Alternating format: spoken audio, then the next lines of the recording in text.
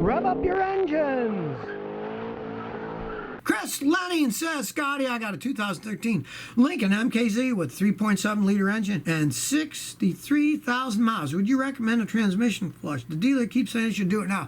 Don't listen to him. Never flush an automatic transmission. I've seen people do it and they had so many problems after they flushed it, they wished they'd never touched it. Now, I would drain and fill. I'd drain it, take the pan off, drain it, change the filter, put it back, and that's it. I would not flush. Just drain, and 60,000 miles is fine to do that every 60,000 miles.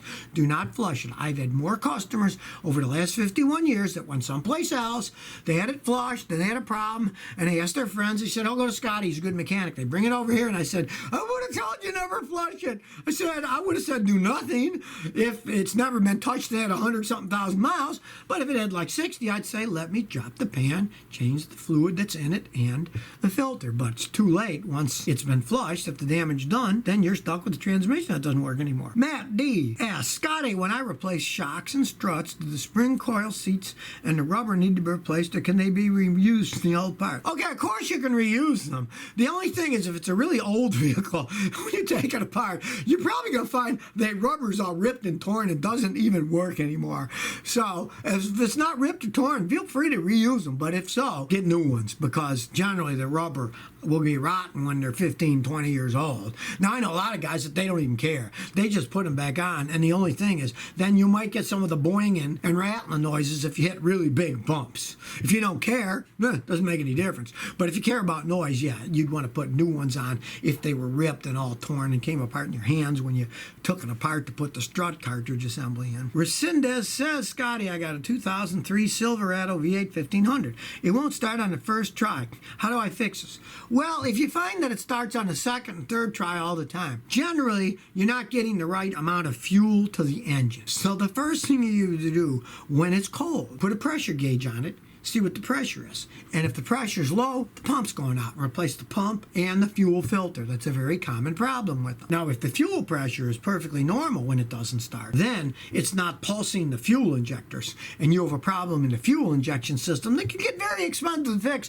A lot of guys would just say, hey, the heck with it. It starts a second try. I don't care. But if you did want to fix it then, you do things like pay a mechanic like me to pressure clean your fuel injectors. They can be dirty, and to check the fuel pressure regulator. Maybe it's sticking and needs replacing, but it can be very expensive then. If it does start in the second try, a lot of guys would just say, what the heck, I'll wait until it really doesn't start at all and then find the actual problem and fix it. Supertech says, hey, problem in my fuel pump of a Mercedes-Benz E350D. There's an annoying sound coming. Help, please. If you're talking about the fuel pump in a tank and it's making bad noises, there's only two things that can do that. One, the pump is just starting to go out, which is common as they age. The other is there's a restriction between the fuel pump and the injector system. It's building up too much pressure and the pump starts working too hard and making noise. So, of course, change the filter between the pump and the injectors first. That's the most logical thing to do. But if it still does that, odds are you're going to need a new fuel pump. And you want to pray that you don't need new fuel injectors, because they cost a fortune on that car. That's just how those things are. Joaquin Men says, hey, Scotty, I have a Toyota Previa 2001, and the back wheels won't roll properly. When I drive it for a while, the brake rotors are very hot. Well,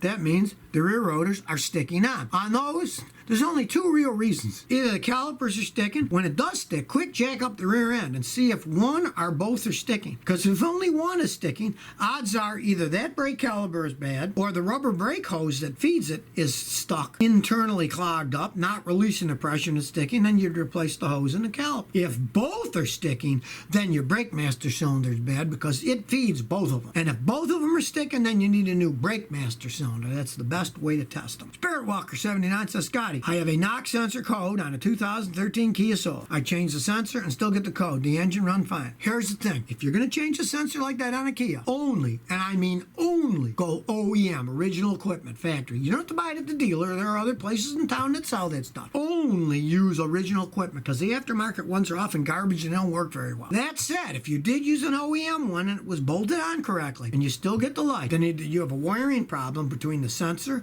and the computer, either the feed wire that feeds the sensor or the data wire that goes to the computer, or the computer itself has a bad circuit in it. I mean, if it runs fine, maybe I just ignore the stupid thing. If it does have a problem, you want a mechanic to check it out. Those sensors do pick up noises from the engine, and if it is picking up an internal noise, it could be your engine starting to have a problem. And a lot of those Kia engines had a recall on them because they didn't build them right. You would want a mechanic to check that. So if you never want to miss another one of my new car repair videos, remember to ring that bell.